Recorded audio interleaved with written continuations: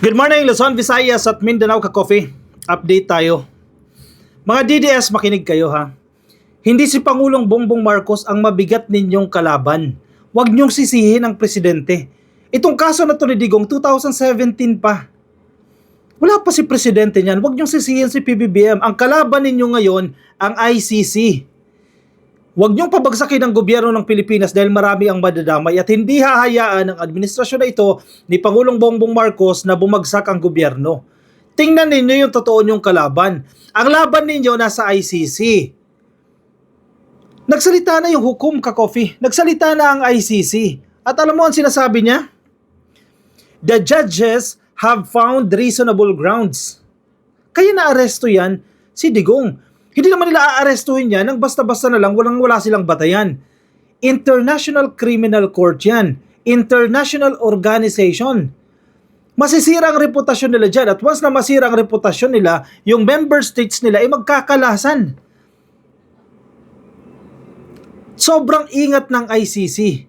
So ang gawin ninyo ngayon, work smart. Maging matalino kayo. Palutangin ninyo si Harry Roque kasi may mga rekomendasyon na abogado. Si Harry Roque, actually, mahusay naman daw na international lawyer yan. In fact, di ba, siya ang kauna-unahang Pilipino na abogado na na-accredit ng ICC. Kasi hindi ka naman basta kahit magaling kang abogado dito sa Pilipinas, kung hindi ka naman accredited ng ICC na humarap before their judges, hindi ka naman makakaharap. Diba? Backstage ka lang, pero kailangan mo ng accreditation. So, ang gawin ninyo kayo mga DDS, total, sinasabi na ng ICC yan, na merong reasonable grounds kung bakit na-aresto yan si Digong. Hanapin ninyo yung pinakamagagaling na abogado para ma-absuelto si Digong. Kasi nakakaawa si Digong eh. 80 years old na, sabi nyo, di ba, nakakaawa. Oh, yun ang gawin ninyo. Yung tama yung gawin ninyo. Huwag si Marcos ang kinakahulan ninyo. Huwag ang gobyernong ito ang kinakahulan ninyo dahil ang kalaban ninyo ngayon ICC. Walang kapangyarihan si PBBM, walang kapangyarihan ang Supreme Court na utusan ng ICC na ibasura yung kaso na yan. Walang jurisdiction ang Supreme Court, even our Supreme Court, walang jurisdiction na sabihin sa ICC, ibalik nyo dito si Duterte. And even the President himself, PBBM, wala siyang kakayahan na sabihan ng ICC, ibalik nyo dito si Digong. Bago siguro nahuli, meron. Pero ngayon, yung laban ninyo, work smart, tingnan ninyo. ICC ang kalaban ninyo at doon kayo sa proper way. Patibayin ninyo yung defense ninyo. Hukayin ninyo yung pinakamagagaling na abogado. Kung makakahanap kayo ng katulad ni Miriam Defensor Santiago, hanapin ninyo. Pagtulong-tulungan ninyo. Sinasabi ni Sara Duterte may problema raw sa pondo, pambayad ng mga abogado. Pag ambag-ambagan ninyo, kahit hindi naman totoo yan. Dahil napakarami naman pera ng mga Duterte. Hanapin ninyo yung pinakamagagaling na abogado para maabsuelto yung kaso na yan, mauwi nyo na si Tatay Digong. Kasi kung sisigaw kayo dyan sa EDSA, manggugulo lang kayo. Mali kayo ng kinakahulan. Ang kahulan ninyo yung ICC. Nagsalita po ang International Criminal Court Prosecutor na si Karim Ahmad Khan. Kilala nyo yan ka-coffee. Na pinag-uusapan pa lang ang ICC, lutang na po yung pangalan yan. Itong prosecutor na ito. Sila yung nagkaso ka-coffee dito kay Digong, no? Tumulong sa mga nagkaso. Prosecutor, the usual na ginagawa dito sa Pilipinas. International Criminal Court or ICC Prosecutor Karim Ahmad Khan released a video statement on Wednesday detailing the basis for the arrest of former President Rodrigo Duterte, calling it an important moment. Calling it, and I quote, an important moment for the alleged victims of his war on drugs. Marami nga natutuwa na naaresto si Digong eh. Kahit pa paano magkakaroon ng hustisya yung pinatay nila si Kian de los Santos, mga minor de edad na kabataan, mga drug suspects na hindi binigyan ng due process, 30,000 cases yan ka-coffee or more pa nga yan eh, na pinagtsutsugay under the tukhang ni Digong, nagkakaroon sila ng hustisya. Pero sige, dahil naaawa kayo kay Digong, dahil 80 years old na yan, at baka hindi niya kayanin yung preso, kahit maganda naman yung prison dyan sa ICC, gawin nyo na yung dapat, di ba? Pagalingin ninyo yung defense ninyo para matalo ninyo yung ICC at mapakawalan yan si Digong. Eh, di ba uwi nyo na yan dito sa Pilipinas? Sabi ni Khan, this is an important moment. Correct. Buong mundo nakatingin sa atin. Diba? Kasi kauna-unahang Asian former leader eh. Si Digong eh, na nagpahuli. Ba't kasi kayo nagpahuli? Kayo naman eh. Pwede nyo naman taguan yan eh. Ba't kayo nagpahuli? O nahulog kayo sa patibong kasi. Nilaglag kasi si Digong sa totoo lang ng mga kakampi niya, ng mga kapartido niya. Una, nilaglag siya ng mga abogado niya. Yung mga abogado niya, pinagkampante siya. Wala yan, hindi yan. Walang mangyayari dyan, di ka maaresto dyan. Sino ba yung mga abogado na yan? Palitan na yan. Huwag nyo nang kunin yan para katawanin si Digong kasi palpak yung mga abogado na yan. Pangalawa, pinaalis nyo pa. Pinondohan ni Kibuloy yung pag-alis papunta dyan sa Hong Kong. O mabilis tuloy siyang nahuli. Kung hindi nyo ginawa yan, kung hindi nilaglag si Digong ng mga kapwa niya, hindi maaaresto yan. Buti na lang nilaglag. Kasi kung hindi pa rin maaaresto yan. So doon na, move forward na kayo. Huwag nyo lang kahulan ng gobyerno. Kahulan nyo ang ICC. The judges have found reasonable grounds to believe that Mr. Duterte has committed the crime of murder as the founder, as the head of the so-called Davao Death Squad, as the mayor of Davao City, and then later as the president of the Philippines, sabi ni Khan. Matibay yung hawak nilang argumento. Ang masaklap pa ngayon, ka-coffee, ang Quadcom, di ba, ang House of Representatives, kailangan manalo yung mga yan mga miyembro ng Quadcom, kailangan manalo sila dyan Kasi handa silang ipresenta yung mga ebidensya. May nakita kong article na willing sila ipresenta yung mga nahalungkat nilang ebidensya during the Quadcom meeting, di ba? Willing siyang ipresenta yan. So, kailangan manalo yan or else teka lang. Or else matutuluyan si Digong yan. Kasi though matibay na ebidensya kasi kumbaga na-determine niya nila yung tinatawag nating probable cause di ba? Ano pa, ito, pag nag-proceed na ng trial, syempre, kinakailangan na ng mga ebidensya dyan. Ang Quadcom, may mga nakuha silang ebidensya. And I think, ka-coffee, nakikipag-cooperate na itong Quadcom at yung abogado ng mga biktima para masolidify nila yung kanilang argument. Diba? Yan ang kahulan ninyo. Diba? Kuha kayo ng magaling na defense para matalo ninyo. Kahit magsanib-sanib pa yung Quadcom, pamilya ng mga biktima, magsanib-sanib pa yan. O at least kahit pa paano, may laban kayo. Huwag kayo pumunta ng EDSA. Ano magagawa ng EDSA? Diba? Gagastos lang kayo dyan. Mapapagod lang kayo pag nasa EDSA kayo. Ano ba yan? Ililift ba yan ng ICC? Yung kaso, pag pumunta kayo dyan sa EDSA? Definitely hindi. Sabi pa ni Khan, he emphasized that their office remains focused on, and I quote, the judicial proceedings and on proving its case before the judges of the International Criminal Court. Yun, parehas. Sabayan ninyo kung ano yung ginagawa ng grupo nila Khan, ng prosecutors. Papatunayan nila na si Digong ang salarin sa pagkamatay ng 30,000 ng mga tao. Papatunayan nila yan. Ganon din, patunayan ninyo na hindi si Digong ang salarin sa pagkakapatay sa mga tao na yan. Diba? Kasi malinaw na malinaw, may namatay 30,000 namatay Hindi man namatay yan ng ginanon lang Diba? May dahilan kung bakit namatay yan. Yung tukhang. So patunayan ninyo na walang kinalaman si Digong dyan. Yun ang gawin ninyo. Huwag yung magsisisigaw kayo dyan ng Marcos Bangag. Anong kinalaman yan? Diba? Work smart. Gayahin yung ginagawa ng mga prosecutors. Patutunayan nila na si Digong ang may kagagawan yan. Ganon din kayo. Patunayan ninyo na hindi si Digong. Ayan, may tip na kayo ha. Sana nakikinig din kayo sa mga analysis ng mga abogado. Maraming mga abogado online Yung iba, panggap na abogado lang Mga international lawyers, pakinggan ninyo. Yan, matututo rin kayo dyan ka-coffee kung ano yung dapat na remedyo na gawin ninyo. Hindi yung papayuhan kayo na pumunta tayo ng kalsada. Wala mangyayari dyan. Kahit pumunta kayo, kahit mag-1 milyon pa kayo dyan sa kalsada, ano mangyayari yan? Ililift ng ICC yan? Duterte has been placed under ICC custody and will face an initial appearance before the court. Diba? Work smart. Sa kabilang banda naman, si Sara Duterte, kinakabahan na rin yan. Definitely, kinakabahan na yan. Bago tayo mag-proceed dyan. Ang masaklap kasi sa sitwasyon ngayon, coffee, wala na magtatanggol sa inyo. Na supposedly ang magtatanggol sa inyo ang presidente ng Pilipinas. Gobyerno ng Pilipinas, malaking factor yan. Pwedeng umapila yan. Kung gugustuhin ni PBBM, apila tayo sa ICC. Pwede niyang gawin yan. Pero ikaw ba, gagawin mo pa ba yan? Matapos kang bastos-bastosin ng pamilya Duterte, ng kanilang mga supporters, gagawin mo pa rin ba yan? Wala na. Sinayang nila yung chance nila. May chance sila sana. Diba? Tumulong kayo sa gobyerno. Ang problema, yung ginawa ninyo sa chance ninyo, sinira nyo ang gobyerno. Tapos ngayon, ang pag-asa nyo ang gobyerno ng Pilipinas.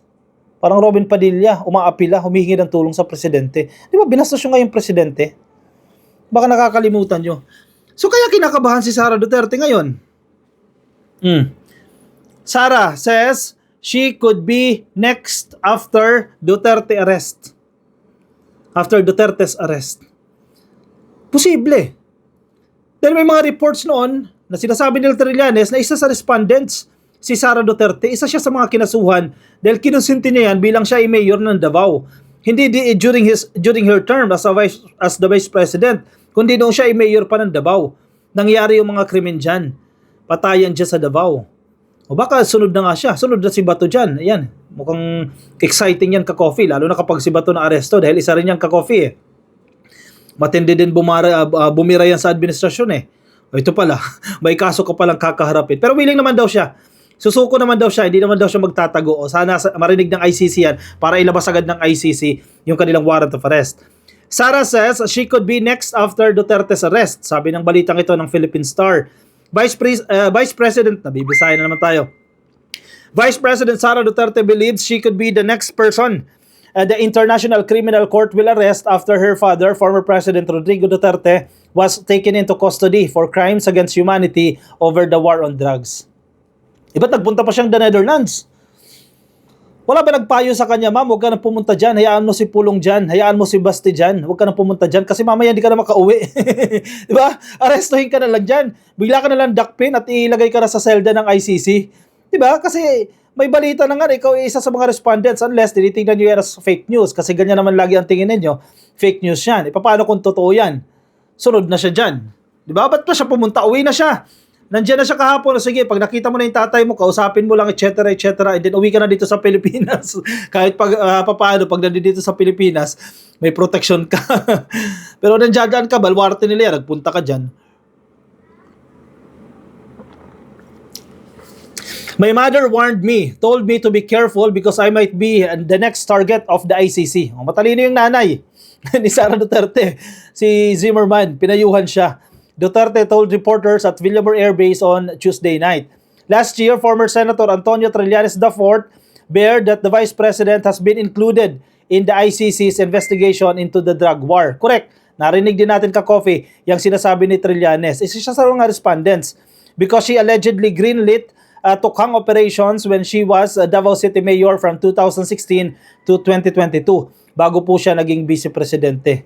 May punto si Trillanes dyan. Paano kung na-establish nila dyan at nahanapan na naman niya ng grounds, ng reasonable grounds at may sure talaga siya ng warrant of arrest dyan. No, huwag yun natawanan. Tinatawanan nyo kasi si Trillanes eh. Sabi nyo fake news, sabi nyo ang tagal eh. Diba? O yan na pala, susunod na pala siya dyan. As reportedly stated by the witnesses who have come forward before the tribunal to testify against her. Yung mga testigo nila ready na. Nabasa ako ng isang araw kahapon. Ready na yung mga testigo nila. Hindi ko alam kung saan nakabilit kung saan nagstay. For sure, nandiyan na sa Europa yan, nasa Amerika yan, para pagdating ng mga hearing, ilalabas na lang yung mga witnesses na yan. Mga pamilya ng biktima ni Digong. So, insulto kay Digong yan, haharapin siya ng mga pamilya ng mga pinaslang niyan. Ako, masakit sa damdamin yan, di ba? Lilitisin ka sa ibang bansa pa. Yan ang pinakaayaw pa naman ni Digong. Very vocal siya dyan Dito nyo ako kasuhan sa Pilipinas, dito nyo ako litisin, Filipino judge yung maghuhukom sa akin, magbibigay sa akin ng judgment. Yan ang pinakaayaw niya, nasa ibang bansa siya, pero wala siyang nagawa. Hahatakin siya ni General Torre kung di siya sumakay doon sa bus. Yung bus na nagdala sa kanya papunta doon sa aeroplano. Di ba? Wala siyang nagawa. Kahit presidente ka pa noon, bumaliktad ang lamesa. Bilog talaga ang mundo, ka-coffee. Ang buhay, bilog talaga yan. Gulong talaga yan. Iikot at iikot yan. Hindi araw-araw Pasko. At hindi Pasko sa mga Duterte ngayon. Dahil karma ito, ka-coffee. Sinisigil na sila ngayon. The ICC's investigation covers ang pagtsugi sa ilalim po ng kanilang programang Tukhang from July 1 to 2016 to March 16, 2019 when former President Duterte yanked the country from the Rome Statute. Umalis tayo dyan, ka-coffee. Pero maganda dyan sa ICC, may 1 year pa bago mag-take effect yung withdrawal, no? It also covers the Davao Death Squad between November 1, 2021 to June 30, 2016. Medyo mahaba-haba ito, ka-coffee. Itong period na yan. The former president was Davao City Vice Mayor from 2010 to 2013, during which time his daughter was mayor. It has been over a year since Trillanes' statement, but the ICC has yet to confirm whether it would be including the vice president's last stint as a mayor in the investigation. Maso-surprise na lang sila kasi very secretive itong ICC, di ba? Kalat na sa Pilipinas na meron ng warrant of arrest Di ba? Kasi March 7 yung petsa ng warrant of arrest March 9, bago pumunta si Digong sa Yung pagpunta ni Digong sa Hong Kong, lumabas na yung balita na yan na may warrant of arrest na eh. Pero hindi kinumpirma ng ICC. Bakit nga naman nila i-confirm yan? Eh di nagtago na talaga yan. Para mahayaan nila mga pa sila sa dilim. Si Conte, yung abogado, tinanong eh. Sabi niya, dapat manggaling niya sa proper channel. Hindi niya dininay, hindi niya rin kinonfirm na mayroong warrant of arrest. Pero sabi niya, sa proper channel sana man manggaling yan, hindi sa akin. Di ba? Secretive, very secretive itong ICC. Kaya nagulantang talaga sila dyan eh. Eh pinayuhan pa ni Roque. Sabi ni Roque, impossible daw yan na manggagaling sa ICC yung warrant of arrest. Kasi kung posible man na mayroong warrant of arrest talaga, galing sa local court. Yung inciting to sedition yung kaso. Inciting to sedition, bailable yan. Pwede siya magpiyansa dyan. Kaya kampante si Digong, umuwi siya eh. Actually, may kasalanan din si Roque dyan eh. Kasi pinakalma niya si Digong. Kung sinabi niya talaga, kung nakatunog lang siya na mayroong warrant of arrest galing ang ICC, hindi na dadaan yan dyan sa Manila. O hindi na mag-commercial plane yan. Mag-private plane na lang yan o mag-jet man lang yan. Para hindi ganyan. Hindi siya agad mahuhuli. Ang problema, pinakalma siya ni Roque. Buti na lang din. Si Roque, traidor din eh. Trinador yung amo niya, si Digong eh. Oh, nag-check ako sa database ng Interpol, sabi niya. Ano ka, agent ka? Nag-check daw siya sa database, wala daw doon. Nag-red notice para kay Digong. Malamang, ilalabas ba yun doon? At some point, yes, ilalabas yung iba. Pero ito, bagong-bago ito eh. Presidente pinag-uusapan natin dito eh. Ang laking importance ng pag-secrecy dito. Ayun, pinakalma ni Duterte, umuwi tuloy si Digong. Kasi hoping na available yung kaso. Ayun, dyan siya ngayon sa Europe, malamig pa naman dyan. Anyway, maganda naman yung kulungan niya dyan at alagang-alaga naman siya dyan. May iwan naman daw dyan si dating Executive Secretary Mijaldea. Pero yung mga naghatid sa kanya, mga pulis, may pulis kasi naghatid, mga doktor yon at yung kanyang caretaker siguro, caregiver niya, ayan, pauuwi na rin dito sa Pilipinas at may iwan yan si Mijaldea. Again, sa mga DDS, kumahul kayo sa dapat kahulan. Huwag si Presidente ang kahulan ninyo. Huwag kayong pumunta dyan sa EDSA. Yung mga mahihirap nating kababayan, malamang sa malamang hahatakin kayo dyan para magkilos protesta. Huwag po kayong sumama. Kalmahan nyo lang. Work smart. Doon kayo sa tamang paraan. Doon kayo sa proper way kung paano nyo mapapauwi si Digong ang ICC. Ilabas nyo yung pinakamagagaling na abogado ninyo. Si Roque, ilabas ninyo. Sa tingin ko, magiging assets nyo yan. Si Roque, dahil accredited ng ICC yan. Yan, ilabas ninyo. Diba? At galingan nila, may ilabas nila si Digong. Hindi tapos yung problema ninyo. Huwag si Marcos ang sisihin ninyo. Walang kinalaman si PBBM dyan. Siya, sige ka-coffee, baka may komento kayo, opinion, reaction, lagay dyan sa ating comment section para mabasa po yan ang iba natin mga ka-coffee. Mga nasa Facebook, please like and follow. Mga nasa YouTube, click lang po na subscribe and hit the notification icon para updated po kayo sa ating mga bagong upload. Siya, ako yung pansamantala mo na magpapaalam sa inyo ka-coffee. Maraming salamat po sa mga sumama. See you in my next video. Bye-bye ka-coffee. Kape tayo.